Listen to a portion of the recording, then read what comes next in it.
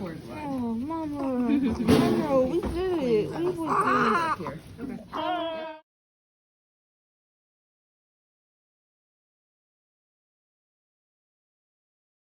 Hey family, and welcome back to the channel. Now, if this is your first time seeing me, my name is Tori, and I've been documenting my journey to mommyhood one video at a time.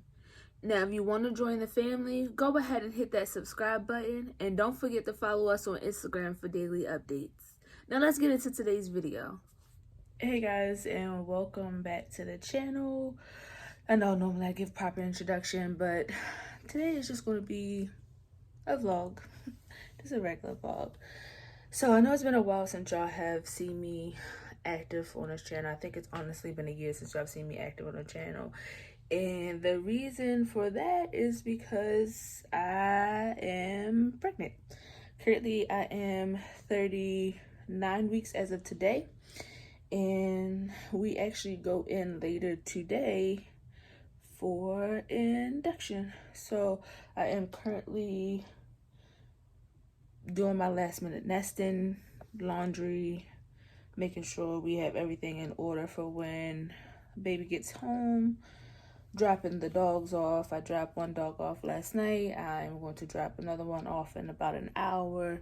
But before I do that, I just want to make sure that I have everything in the house together. So yeah, stay along today as we prepare to bring baby girl in this world. Okay, so ignore the mess. That's laundry that needs to go out. But there she is. There she is. And surprisingly, I am literally all baby. This is all her. I haven't gained much weight at all. So not too long after recording that clip, we got to the hospital, and as we were pulling into the parking lot, I got a call from the charge nurse of labor and delivery saying, "Hey, Miss Ferguson, I know you're scheduled for an induction tonight, but we don't have any bids, so can we move your induction to tomorrow at 10 a.m.? I was like, okay, I guess that's fine. I really don't have no choice at this point. So disappointed, we go ahead and call everybody, let them know, hey, our induction has been moved to the next day, and we're going to go home and get our last couple hours of sleep. So the next morning rolls around, and we get to the hospital around like 9:45 to get checked in.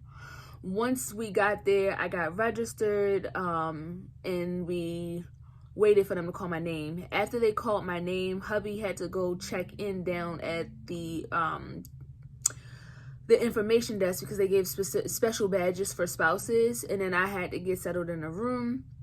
So I got settled in, got my IV started, had to go through the countless questions about health, safety, honestly, you name it, they asked it at this point in time. Once I got settled in, they brought hubby in and we began the process. So I want to say around like 11-ish is when the PA and the shadowing PA came in just to kind of do a final check on me to see where was the starting point, because prior to getting checked in for my induction, I was literally 3 centimeters and completely thinned out for like 2.5 weeks, but she just did not want to break that water. So they checked me again. They said I was still about 3.5-4 centimeters dilated, and at this point they were like, okay, let's get the Pitocin started. We're estimating she's going to be about 7 to 8 pounds, and I think at that point in time, I decided that I was like, all right, I'm going to just go ahead and do this unmedicated thing. I'm going to just go in, go strong, and I'm not going to get an epidural. But after talking to the lead nurse that was wonderful in taking care of me and politicking what would be the best option for me, I did decide to just kind of push it to see how far I could go. And she was like, okay, I support you in that. So, I want to say around like 12-ish is when the Pitocin started to really kick in, and that's when my contractions started to actually start progressing. And at that point, I was like, okay, the pain is not that bad. I have a pretty high pain threshold, so I was pushing through as much as I can. Plus, I had a good playlist to kind of keep me through. So, I want to say around like 4 p.m. is when the doctor actually came in and checked me. And they were like, Miss Ferguson, there's no progression. You're still about 3.5, 4 centimeters dilated. And at this point I was pushing closer to 4, but they were just, like, not 100% sure. So they decided, well, if we, at this point I think I was on a Pitocin for a few hours. It was like, I think the best thing to do for you is to break your water. And at that point they were like, you want an epidural or you going to push through unmedicated? So once the doctors left, I reached back out to that nurse and we politicked one more time. She gave me the pros and cons of both, and I decided that I would go ahead and get the epidural. So they came in around 5-ish. They let me finish off whatever fluids that they had originally put in the bag, and around like 5:15, 5:30 is when the anesthesiologist actually came in to get my epidural started. And I want to say I was completely numb in about after like 15-20 minutes of the epidural, which I wasn't happy about it, but you know, I decided that what was more important was me to actually be there mentally to enjoy the birth rather than me trying to prove to myself that I'm strong enough to do this without any medication. So they put my catheter in, and at that point in time, we were just waiting to see what the progression was going to look like. So yeah, we sat there, we watched movies. I was on my phone, all of that stuff, because I think once my epidural kicked in, I couldn't feel any of my contractions, like not one of them at all. So around 6-ish is when they decided to come in and break my water. And at that point, they was just continue to monitor. Okay, so around 11 p.m.-ish is when they came in to do a recheck, because they noticed that my contractions were becoming more consistent, but they wasn't sure if I had progressed as far as my dilation. So what they did was they came in, did a little sneak peek recheck down there, and they noticed that I was still sitting about 4.5, like kind of touching 5 centimeters. So they were like, all right, we'll come back around 12 a.m.-ish, kind of see what's going on, and then that'll be the final decision of what the plan will be for the rest of the evening. So I want to say when they came back in, originally one of the doctors at 12 a.m. was like, no, we decided that we didn't want to cause you any infection by checking you again because we broke your water. So we'll just continue to monitor you and probably end up having her tomorrow. So I was like, okay, that's fine. I got myself settled under the, you know, pretenses that I'm just going to sleep through the night and we'll get back into it tomorrow. I kid y'all not, around like 12:30-ish, the whole team just came in, and I'm like, we're like, what's going on? They're like, we noticed that her contractions is like really back to back to back, and we slowed down her Pitocin pretty much to nothing.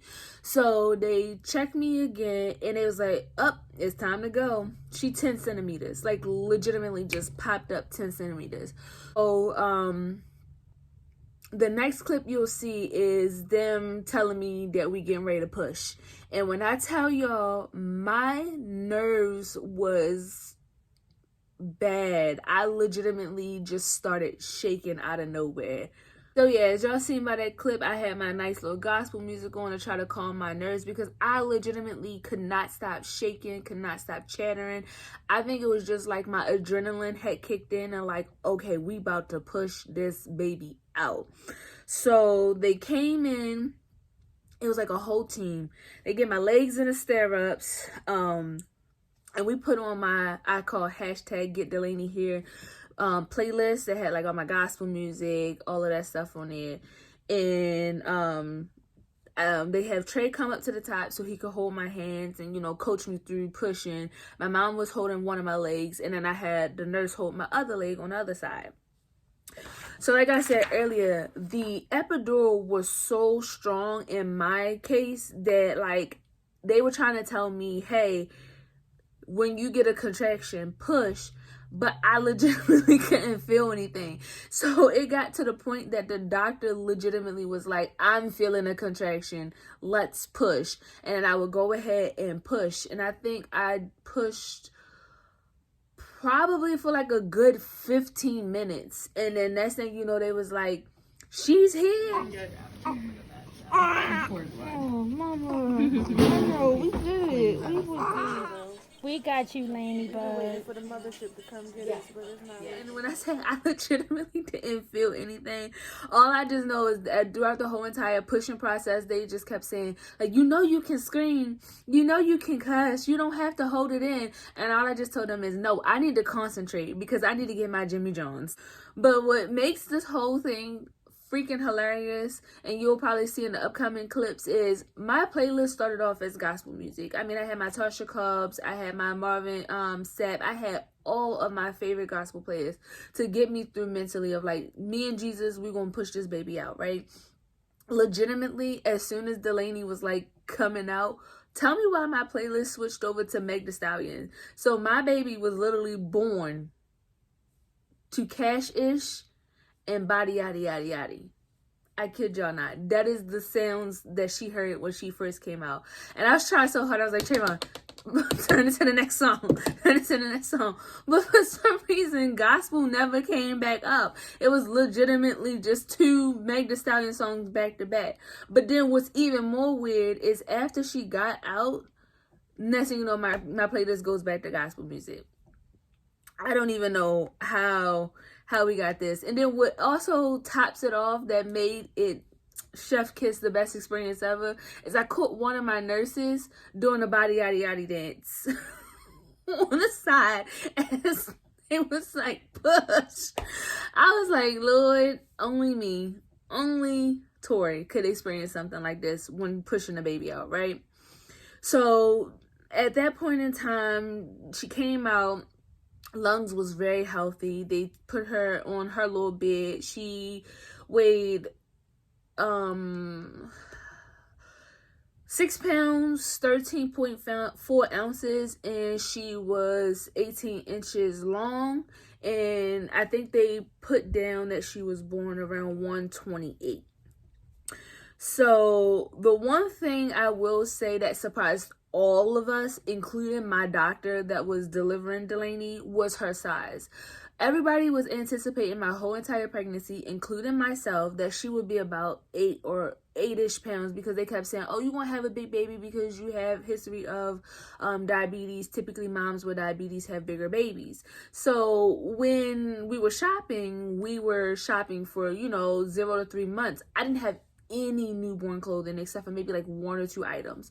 When my baby came out and she was so small, like, the doctor was like, oh my gosh, she's so tiny. These people told me my baby was gonna be huge. So while they was working on Lainey and getting her all cleaned up and stuff like that, they did have to stitch me because I ended up getting a 2nd degree perineal tear, which they said is pretty normal for first time moms, so I wasn't too nervous about that. But they did let us stay on the labor and delivery floor for about 2.5 hours. I think I got wheeled to the mommy and baby floor around like 4:30ish. Now here is the part that gets crazy for me.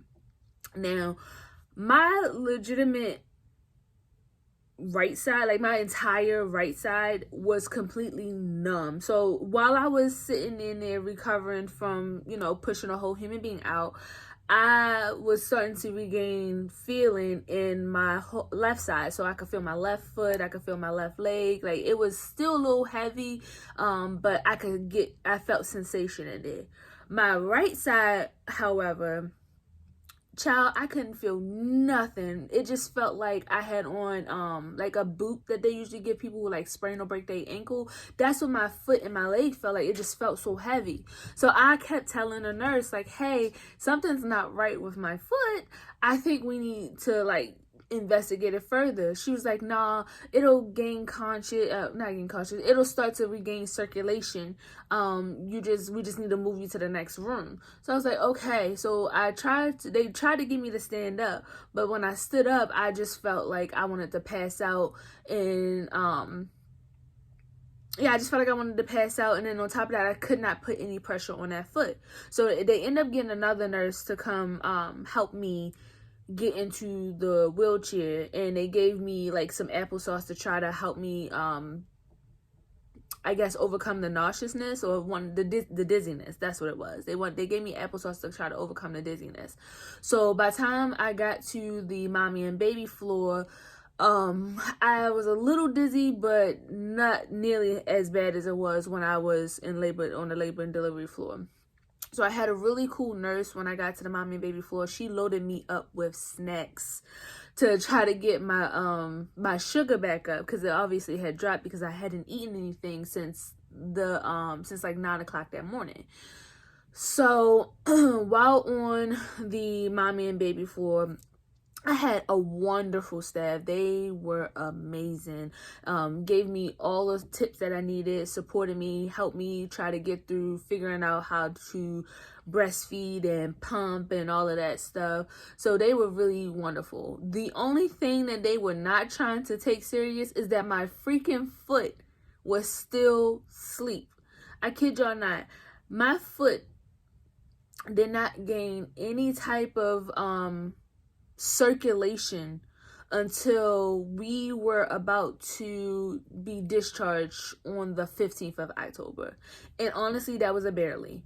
It was enough for me to walk around, and if I needed to do anything with Delaney at home, I could kind of move around. But I did not gain full circulation in my foot until the following week. So yeah, I hope you guys enjoyed my labor and delivery story. When I tell y'all, those that have been with me for a long time, y'all know it's always a crazy journey over here.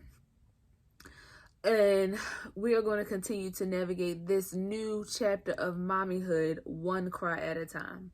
Until next time,